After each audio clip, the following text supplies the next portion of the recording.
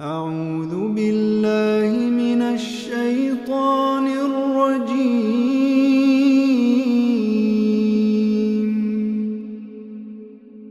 بسم الله الرحمن الرحيم.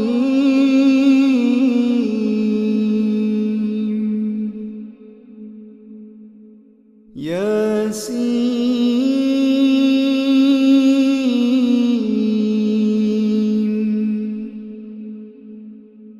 والقرآن الحكيم